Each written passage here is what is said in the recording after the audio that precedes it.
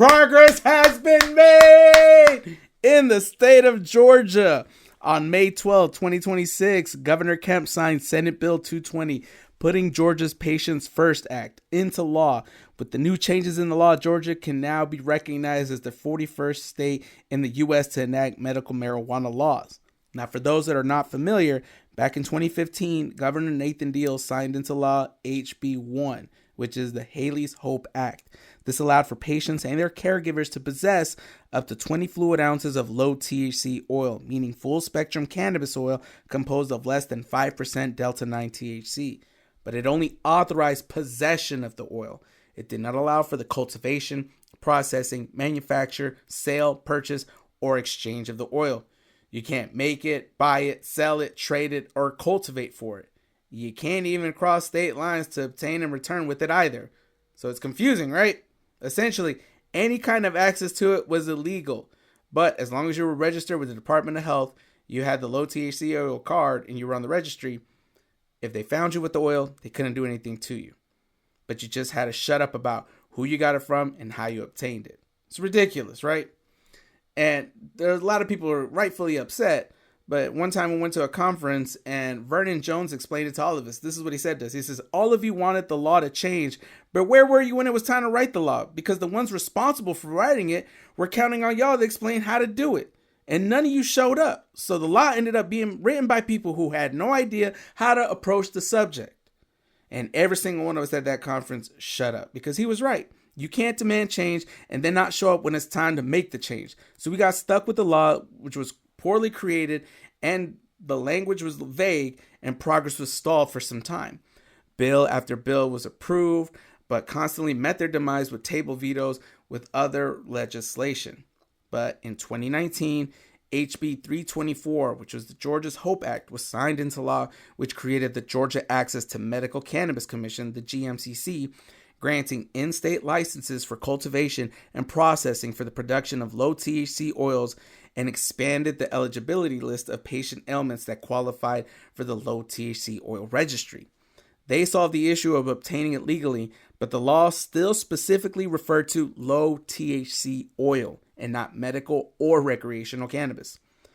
What SB 220's ratification signifies is the specific change in the language of the law from low THC oil to medical cannabis. Medical cannabis legally refers to cannabis flower that is cultivated, processed, extracted, and prepared for prescription and consumption by patients. So the plant itself and all the various products that are derived from it, like concentrates, edibles, flour, oil, etc., they're now all covered by the law. Now, this only allowed for vaporizable flower, meaning you can't combust/smoke it yet. We're not going to see flower dispensaries for a minute, but we are going to see changes in the products. We are going to see it in disposables and carts. The law changes the allowed percentage of possession to be 12,000 milligrams of THC, which, let's simplify things here for people, okay? That means 12 grams of THC. Now, that doesn't sound like a lot, but if you're a stoner, you know that's a lot. Okay, so let's do some quick math here. When it comes to flower, you will often see a number of different percentages that are put on labels, like at dispensaries, with emphasis on the THC and the CBD content. You'll get a strain that says Alaskan Thunderfuck, 25% THC. What this means is that 1 gram, which equals 1,000 milligrams, that 1 gram bud is testing at 25%.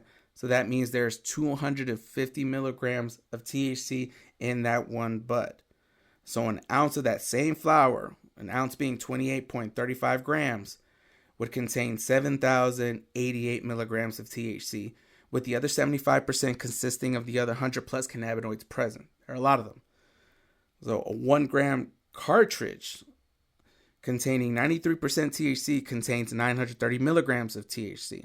So under the new law, you would be at the legal limit of possession if you had roughly 48 grams, which is 8.7 grams short of 2 ounces of 25% THC flower, or you had in your possession 12 1-gram carts. Either way, if you're walking around with that much, law enforcement, they're going to look at you like, what you got going on with this? But under the letter of the law, if you got the Department of Health medical cannabis card, just not really much they could do to you unless you have other extenuating factors at that moment. Now, the law mentions vaporizable cannabis. This is referring to cannabis extracts like isolate, butane hash oil, live resin, live rosin, and full spectrum oil. Those are concentrated and placed in disposable vaporizers and cartridges. Isolate refers to highly concentrated cannabinoid extracts like THC and CBD that have little to no traces of other cannabinoids. Butane hash oil refers to oil extracted from cannabis flower with the hydrocarbon butane. Live rosin refers to cannabis concentrates that have been solventlessly extracted from flower through ice water, heat, and pressure. Live resin is the same with the exception that it is extracted with a chemical solvent. Now, with this version of the law, we should be seeing the emergence of these types of vaporizable concentrates on the legal market alongside edibles and other products. Now, a lot of people are like, screw medical, let's go full recreational. And while I agree, let's go ahead and get past all these hurdles and red tape and let's just go full recreational, because no doubt that we're missing out on hundreds of millions of dollars in tax revenue.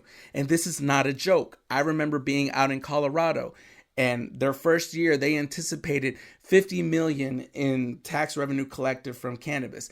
It ended up being 67.1 million. So when you have a surplus of $17.1 million, they had to figure out where's that going to go, because according to the taxpayers Bill of Rights, which does exist, people, you should look at into that a little bit. When they miscalculate how much they're supposed to collect in taxes, they go over or under, it's supposed to trigger an immediate refund. So I got to see in Colorado marijuana tax-free day. And if you think, oh, that's just an exaggeration, that was just the first day, that's just an anomaly. The next year they collected $100 million in tax revenue from it. So given all the industries that we have here in Georgia, plus the ideal conditions we have for growing and cultivation, we are only hindering ourselves.